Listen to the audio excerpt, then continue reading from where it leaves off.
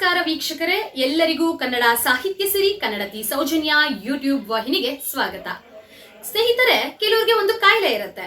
ಏನು ಆ ಕಾಯಿಲೆ ಅಂತ ಹೇಳಿ ತಿಳ್ಕೊಳ್ಳೋಷ್ಟೊತ್ತಿಗೆನೆ ಸಮಯನೇ ಆಗೋಗ್ಬಿಟ್ಟಿರುತ್ತೆ.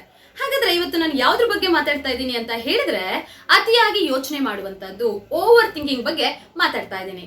ನೋಡಿ, ಒಬ್ಬ ವ್ಯಕ್ತಿ ಸುಮಾರು 1 ಗಂಟೆಗಳ ಕಾಲ ಒಂದು ಪುಸ್ತಕದ ಮುಂದೆ ಕೂತಿದ್ರು ಕೂಡ ಆತ ಒಂದು ಸ್ವಲ್ಪನೂ ಓದಿರೋದಿಲ್ಲ. ಅಂದ್ರೆ ಆತ ಈ ಯೋಚನೆ ಅನ್ನುವಂತಹ ಗ್ರಹಕ್ಕೆ ಟಿಕೆಟ್ ಕೊಟ್ಟು ಟ್ರಿಪ್ ಹೋಗಿ ಬಂದಿರ್ತಾನೆ. ಅಂದ್ರೆ ತನ್ನದೇ ಆದಂತಹ ಆಲೋಚನೆಗಳಲ್ಲಿ ತಾನು ಮುಳುಗೋಗಿರ್ತಾನೆ. ಇನ್ನ ನಾವು ಕೂಡ ಕೆಲವೊಮ್ಮೆ ನಾವು ಮಾಡುವಂತಹ ಕೆಲಸವನ್ನ ಬಿಟ್ಟು ನಮ್ಮದೇ ಒಂದು ಅತಿಯಾದ ಯೋಚನೆಗಳಲ್ಲಿ ಮುಳುಗೋಗಿರ್ತೀವಿ. ಈ ರೀತಿಯಾಗಿ ನಾವು ಅತಿಯಾಗಿ ಯೋಚನೆ ಮಾಡೋದ್ರಿಂದ, ಓವರ್ ಥಿಂಕಿಂಗ್ ಮಾಡೋದ್ರಿಂದ ನಾವು ತೆಗೆದುಕೊಳ್ಳಬಹುದಾದಂತಹ ಡಿಸಿಷನ್ಸ್ ಕೂಡ ನಾವು ಸರಿಯಾಗಿ ತೆಗೆದುಕೊಳ್ಳೋದಕ್ಕೆ ಆಗದೇ ಇಲ್ಲ. ಇನ್ನ ಈ ಅತಿಯಾದ ಆಲೋಚನೆ ಅಂದ್ರೆ ಏನು ಅಂತಂದ್ರೆ, ನಾಳೆ ಏನಾಗುತ್ತೋ, ಇವತ್ತು ಹೀಗಾಯ್ತು, ಅದು ಹೀಗೆ, ಇದು ಹಾಗೆ, ಅವ್ರು ಹೀಗಂದ್ರು, ಅವ್ರು ಹಾಗಂದ್ರು, ಅಥವಾ ನಾನು ಈ ಕೆಲಸ ಮಾಡೋದಕ್ಕೆ ಅರ್ಹ ಇದೀನಾ, ಈ ಕೆಲಸ ನನ್ನ ಕೈಲಿ ಆಗುತ್ತಾ ಇಲ್ವಾ, ಇದೆಲ್ಲವನ್ನ ಕೂಡ ನಾವು ಅತಿಯಾದ ಆಲೋಚನೆಗಳು ಅಂತ ಹೇಳಿ ಕರಿತೀವಿ. ಇನ್ನ ಈ ಓವರ್ ಥಿಂಕಿಂಗ್ ಮಾಡೋದಕ್ಕೆ ಮುಖ್ಯವಾದಂತಹ ಕಾರಣ ಏನು ಅಂತ ಹೇಳಿದ್ರೆ, ಯಾವುದೇ ಒಬ್ಬ ವ್ಯಕ್ತಿ ತನ್ನ ಪಾಸ್ಟ್ ಬಗ್ಗೆ ಯೋಚನೆ ಮಾಡುವಂಥದ್ದು ಅಥವಾ ತನ್ನ ಫ್ಯೂಚರ್ ಬಗ್ಗೆ ಏನಾಗುತ್ತೋ ಅನ್ನುವಂಥದ್ದನ್ನ ಯೋಚನೆ ಮಾಡುವಂಥದ್ದು. ಇನ್ನ ಪಾಸ್ಟ್ ಬಗ್ಗೆ ಹೇಳೋದಾದ್ರೆ ನೋಡಿ, ಕೆಲವೊಂದು ನಮ್ಮ ಒಂದು ಭೂತಕಾಲದಲ್ಲಿ ಆದಂತಹ ಘಟನೆಗಳನ್ನೇ ನೆನೆಸ್ಕೋತಾ ನಾವು ಕೂತಿರಬಾರ್ದು. ಆ ಪಾಸ್ಟ್ ಅಲ್ಲಿ ಕಲಿತಂತಹ ನಾವು ಪಾಠಗಳನ್ನ ಈಗ ವರ್ತಮಾನ ಕಾಲದಲ್ಲಿ ಅಂದ್ರೆ ಪ್ರೆಸೆಂಟ್ ಅಲ್ಲಿ ನಾವು ಅದನ್ನ ಅಳವಡಿಸ್ಕೊಂಡಾಗ ಮಾತ್ರ ಜೀವನ ಚೆನ್ನಾಗಿರುತ್ತೆ. ನಾವು ಫಾಸ್ಟ್ ಅನ್ನೇ ಬ್ಲೇಮ್ ಮಾಡ್ಕೋತಾ ಕೂತ್ರೆ ಅಲ್ಲಿ ನಾವು ಈ ಓವರ್ ಥಿಂಕಿಂಗ್ಗೆ ಒಳಗಾಗ್ತೀವಿ. ಇನ್ನ ನಾವು ಫ್ಯೂಚರ್ನ ವಿಷಯಕ್ಕೆ ಬರೋದಾದ್ರೆ, ಫ್ಯೂಚರ್ನ ಬಗ್ಗೆ ಮುಂದೆ ಏನಾಗುತ್ತೋ ಏನು ಅಂತ ಹೇಳಿ ಯೋಚನೆ ಮಾಡಿ ಕುತ್ಕೊಳ್ಳೋ ಬದಲು ನಾವು ಪ್ರೆಸೆಂಟ್ ಅಲ್ಲೇ ನಾವು ಮಾಡಬಹುದಾದಂತಹ ಕೆಲಸವನ್ನ ಅಚ್ಚುಕಟ್ಟಾಗಿ ಮಾಡಿ ಮುಗಿಸಿದ್ರೆ ನಮ್ಮ ಫ್ಯೂಚರ್ ಕೂಡ ಚೆನ್ನಾಗಿರುತ್ತೆ ಅಂತ ಹೇಳಿ ಯೋಚನೆ ಮಾಡೋದ್ರಿಂದ ನಮ್ಮ ಫ್ಯೂಚರ್ ಕೂಡ ನಮಗೆ ಚೆನ್ನಾಗಿರುತ್ತೆ. ಒಟ್ಟಾರೆ ನಾನು ಇಲ್ಲಿ ಏನ್ ಹೇಳಕ್ ಹೊರಟಿದ್ದೀನಿ ಅಂತ ಹೇಳಿದ್ರೆ, ನಾವು ನಮ್ಮ ಜೀವನವನ್ನ ವರ್ತಮಾನದ ಕಾಲದಲ್ಲಿ ಕಳಿಬೇಕು. ಅಂದ್ರೆ ನಾವು ಪ್ರೆಸೆಂಟ್ ಅಲ್ಲಿ ಬದುಕೋದ್ರಿಂದ ನಾವು ಈ ಓವರ್ ಥಿಂಕಿಂಗ್ ಇಂದ ಹೊರಬರ್ಬೋದಾಗಿದೆ. ನೋಡಿ, ಒಂದು ಒಳ್ಳೆಯ ಮಾತಿದು.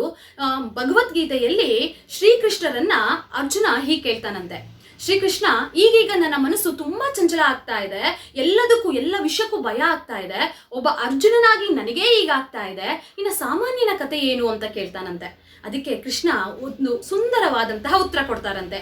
ಏನಪ್ಪಾ ಅಂತ ಹೇಳಿದ್ರೆ, ನೋಡಿ, ಎಲ್ಲದಕ್ಕೂ ಒಂದು ಉತ್ತರ ಇರುತ್ತೆ. ಅಂದ್ರೆ ಎಲ್ಲವನ್ನ ಕಂಟ್ರೋಲ್ ಮಾಡೋದಕ್ಕೆ ಒಂದು ವಿಧಾನ ಇದೆ ಅಂತ ಹೇಳಿದ್ರಂತೆ. ಅದಕ್ಕೆ ಅರ್ಜುನ ಕೇಳಿದ್ರಂತೆ, ಯಾವುದು ಆ ವಿಧಾನ ಅಂತ ಹೇಳಿ. ಶ್ರೀಕೃಷ್ಣ ಉತ್ತಮವಾದಂತಹ ಉತ್ತರ ಕೊಡ್ತಾರಂತೆ. ಏನಪ್ಪಾ ಅಂತ ಹೇಳಿದ್ರೆ, ಸಾಧನಾ ವಿಧಾನ. ಏನಿದು ಸಾಧನಾ ವಿಧಾನ ಅಂತ ಹೇಳಿದ್ರೆ, ಪ್ರಾಕ್ಟೀಸ್ ಮಾಡೋದ್ರ ಮೂಲಕ ನಾವು ನಮ್ಮ ಯೋಚನೆಗಳನ್ನ ಕಂಟ್ರೋಲ್ ಮಾಡಬಹುದು, ಈ ಓವರ್ ಥಿಂಕಿಂಗ್ ಇಂದ ಹೊರ ಬರ್ಬಹುದು. ಅಂದ್ರೆ ನಾವು ಪ್ರಾಕ್ಟೀಸ್ ದಿನಾ ಮಾಡೋದ್ರಿಂದ ನಮ್ಮ ಯೋಚನೆಗಳನ್ನ ನಾವು ಕಂಟ್ರೋಲ್ ಮಾಡಬಹುದು ಅಂತ ಕೃಷ್ಣ ಹೇಳ್ತಾರಂತೆ. ಹಾಗಾಗಿ ನಾವು ಯಾವ ರೀತಿಯಾಗಿ ಈ ಒಂದು ಅತಿಯಾಗಿ ಯೋಚನೆ ಮಾಡೋದನ್ನ ಕಂಟ್ರೋಲ್ ಮಾಡಬಹುದು ಅಂತ ಹೇಳಿದ್ರೆ, ನಾವು ಈ ಅತಿಯಾಗಿ ಯೋಚನೆ ಮಾಡುವಂತಹ ಸಂದರ್ಭದಲ್ಲಿ ಓವರ್ ಥಿಂಕಿಂಗ್ ಮಾಡೋದ್ರಿಂದ ನಮ್ಮ ಮೈಂಡ್ ಅನ್ನ ಆ ಸಂದರ್ಭದಲ್ಲಿ ಡಿಸ್ಟ್ರಾಕ್ಟ್ ಮಾಡೋದ್ರಿಂದ, ಬದಲಾಯಿಸೋದ್ರಿಂದ ನಾವು ಓವರ್ ಥಿಂಕಿಂಗ್ ಇಂದ ಹೊರಬರ್ಬೋದು. ಹೇಗಪ್ಪ ಅಂತ ಹೇಳಿದ್ರೆ, ನಾವು ಆ ಕ್ಷಣದಲ್ಲಿ ಒಂದು ಒಳ್ಳೆ ಉತ್ತಮವಾದಂತಹ ಸ್ವಲ್ಪ ಹೊತ್ತು ವಾಕಿಂಗ್ ಹೋಗಿ ಬರುವಂತಹದ್ದು, ಒಂದು ಉತ್ತಮವಾದಂತಹ ಪುಸ್ತಕವನ್ನ ಓದುವಂತಹದ್ದು, ಒಂದು ಒಳ್ಳೆ ಸಿನಿಮಾ ನೋಡುವಂತಹದ್ದು, ಒಂದು ಒಳ್ಳೆ ನಿಮ್ಗೆ ಇಷ್ಟವಾದಂತಹ ಒಂದು ಊಟವನ್ನ ಅಥವಾ ಫುಡ್ ಅನ್ನ ತಿನ್ನೋದ್ರಿಂದ, ಹಾಗೂ ನೀವು ಒಂದು ಯಾವುದಾದ್ರೂ ಒಂದು ಒಳ್ಳೆಯ ಕೆಲಸವನ್ನ ಮಾಡೋದ್ರಿಂದ, ಅಥವಾ ನೀವು ಒಂದು ಕುಟುಂಬದ ಜೊತೆಗೆ ಸಮಯ ಕಳೆಯೋದ್ರಿಂದ, ವೀಕೆಂಡ್ ಅಲ್ಲಿ ಯಾವುದಾದ್ರೂ ಒಂದು ಒಳ್ಳೆ ಟ್ರಿಪ್ ಹೋಗಿ ಬರೋದ್ರಿಂದ, ಹೀಗೆ ನಿಮ್ಮ ಮನಸ್ಸನ್ನ ನೀವು ಬೇರೆ ಕಡೆಗೆ ಹೋಲಿಸೋದ್ರಿಂದ ಅಥವಾ ವಾಲಿಸೋದ್ರಿಂದ ನೀವು ಏನ್ ಮಾಡ್ಬೋದು ಅಂತ ಹೇಳಿದ್ರೆ, ಈ ಒಂದು ಓವರ್ ಥಿಂಕಿಂಗ್ ಇಂದ ಹೊರಬರ್ಬೋದು. ನೋಡಿ ವೀಕ್ಷಕರೇ, ಎಲ್ಲದಕ್ಕಿಂತ ಬಹಳ ಮುಖ್ಯವಾದ ವಿಷಯ ಏನಪ್ಪಾ ಅಂತ ಹೇಳಿದ್ರೆ, ನೀವು ನಿಮ್ಮನ್ನ ಮೋಟಿವೇಟ್ ಮಾಡ್ಕೊಳ್ಳುವಂಥದ್ದು. ನೀವು ನಿಮ್ಮನ್ನ ಮೋಟಿವೇಟ್ ಮಾಡ್ಕೊಳ್ಳೋದ್ರಿಂದ ನಿಮ್ಮಲ್ಲಿ ಏಕಾಗ್ರತೆ ಹಾಗೂ ಆತ್ಮವಿಶ್ವಾಸ ಹೆಚ್ಚಾಗುತ್ತೆ. ಇದರಿಂದ ನಾವು ಓವರ್ ಥಿಂಕಿಂಗ್ ಇಂದ ಹೊರಬರ್ಬೋದು. ನೋಡಿ, ಯಾವಾಗ್ಲೂ ಕೂಡ ನನಗೆ ಆ ಸ್ಥಾನ ಸಿಕ್ಕಿಲ್ಲ, ಇದು ಸಿಕ್ಬೇಕಿತ್ತು, ಅಥವಾ ನನಗೆ ಈ ಕೆಲಸನೇ ಸಿಕ್ಬೇಕಾಗಿತ್ತು, ಅಥವಾ ನಾನು ಆ ಸ್ಥಾನದಲ್ಲಿ ಇರ್ಬೇಕಾಗಿತ್ತು, ಅಥವಾ ಅವ್ರ ಜೊತೆ ಇರ್ಬೇಕಾಗಿತ್ತು ಅಂತೆಲ್ಲ ಥಿಂಕ್ ಮಾಡ್ತಾ ಇರ್ತೀವಿ. ಆದ್ರೆ ನಮ್ಗೆ ಯಾವುದೋ ಒಳ್ಳೇದು, ಇದಕ್ಕಿಂತ ಒಳ್ಳೇದು ಸಿಗೋದಕ್ಕೆ ಹೀಗಾಗಿರುತ್ತೆ ಅಂತಾನು ಕೂಡ ನಾವು ಯೋಚನೆ ಮಾಡಬೇಕು. ಮತ್ತು ಅದಕ್ಕಿಂತ ಚೆನ್ನಾಗಿರೋದು ಸಿಗಕ್ಕೆ ಯಾವತ್ತೂ ಕೂಡ ನಮ್ಮ ಪ್ರಯತ್ನ ಇರಬೇಕು. ಈ ಎಲ್ಲ ವಿಷಯಗಳನ್ನ ನಾವು ನಮ್ಮ ಜೀವನದಲ್ಲಿ ಅಳವಡಿಸ್ಕೊಳ್ಳೋದ್ರಿಂದ ನಾವು ಈ ಅತಿಯಾದ ಆಲೋಚನೆ ಅಥವಾ ಓವರ್ ಥಿಂಕಿಂಗ್ ಇಂದ ಹೊರಬರ್ಬೋದಾಗಿದೆ. ಈ ವಿಡಿಯೋ ನಿಮ್ಮೆಲ್ಲರಿಗೂ ಕೂಡ ಇಷ್ಟ ಆಗಿದೆ ಅಂತ ಹೇಳಿ ಭಾವಿಸ್ತೇನೆ. ಧನ್ಯವಾದಗಳು.